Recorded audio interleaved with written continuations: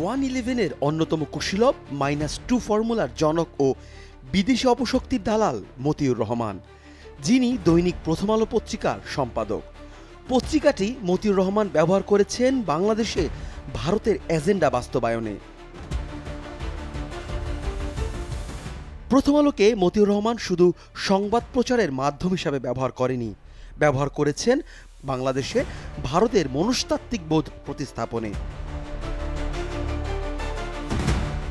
সেই ধারাবাহিকতায় দৈনিক প্রথম আলো পত্রিকাটি বাংলাদেশকে মৌলবাদী, জঙ্গি ও ব্যর্থ রাষ্ট্র প্রমাণের অপচেষ্টা পূর্বেও করেছে, আগস্ট পরবর্তী সময়ে আরও বেশি করে করছে।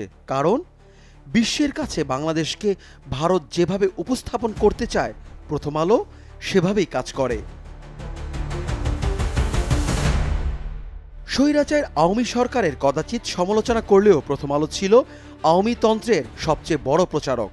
5 আগস্ট শেখ হাসিনা দেশ থেকে পালিয়ে গেলেও প্রথম আলোর মুখে পালিয়ে গেছে কথাটি ওঠেনি। তাদের উপস্থাপন ছিল পুরোটাই ভিন্ন। আর সেটা হওয়াই স্বাভাবিক ছিল, কারণ সম্পাদক মতিউর রহমান আর শেখ হাসিনা সম্পর্কে বেআইন দীর্ঘদিন পারিবারিক এই সম্পর্ক গোপন করে জনগণকে সম্মিলিতভাবে ধোঁকা দিয়েছে ভারতের এই দুই দালাল।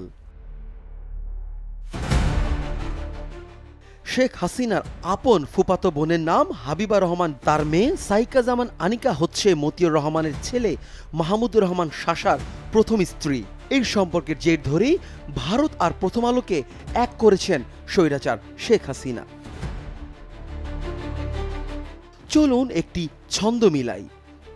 যেসব দেশ ইসরায়েলের পাশে থাকার প্রতিশ্রুতি দিয়েছে তাদের মধ্যে অন্যতম হচ্ছে ভারত, আর ভারতের প্রধানমন্ত্রী মোদির একনিষ্ঠ ভক্ত শেখ হাসিনা। সেই ভক্তির প্রমাণ দিতেই বাংলাদেশের পাসপোর্ট থেকে এক্সেপ্ট ইসরায়েল উঠিয়ে নিয়ে নিজের নীতিগত অবস্থান পরিষ্কার করেছেন শেখ হাসিনা। যে রাষ্ট্র মুসলমানদের খুনিদের বন্ধু, তার সমর্থক প্রথম আলো পত্রিকা বা সম্পাদক মতিউর রহমান কখনোই ধর্মভীরু বাঙালির পক্ষে কথা বলবে না। প্রথম আলোর কাজে এটি অবশ্যই 100% দেশবিরোধী। প্রথম আলো দাড়িটুকু থাকলেই জঙ্গি বানায় দেয় আর কি, যে এরা জঙ্গি করে।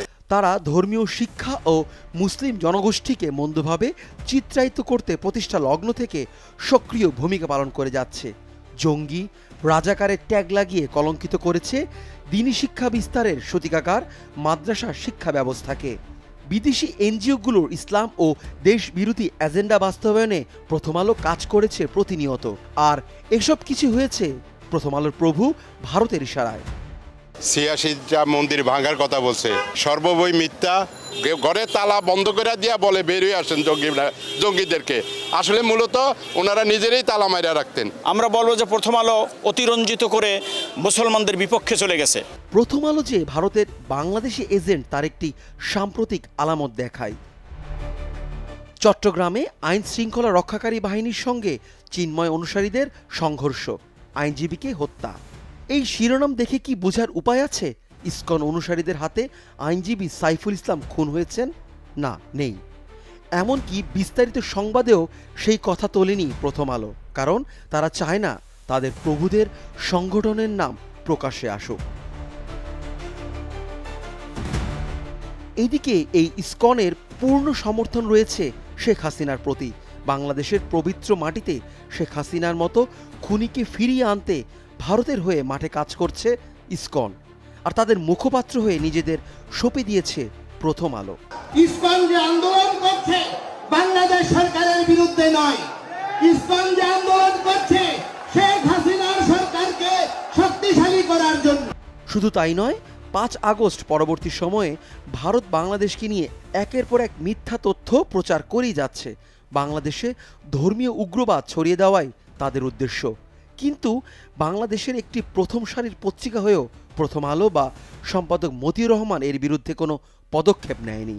প্রথম আলো প্রথম থেকে কাজটাই করছে, একটা বিশেষ গোষ্ঠীর সুবিধার জন্য আমাদের ধর্মের বিরুদ্ধে লেখছে। এদিকে এ সকল কারণেই দৈনিক প্রথম আলো পত্রিকাকে নিষিদ্ধ করার জন্য অন্তর্বর্তী সরকার প্রধানের কাছে দেশের সাধারণ শিক্ষার্থী, আলেম ওলামা ও সুশীল সমাজের পক্ষ থেকে দাবি উঠেছে।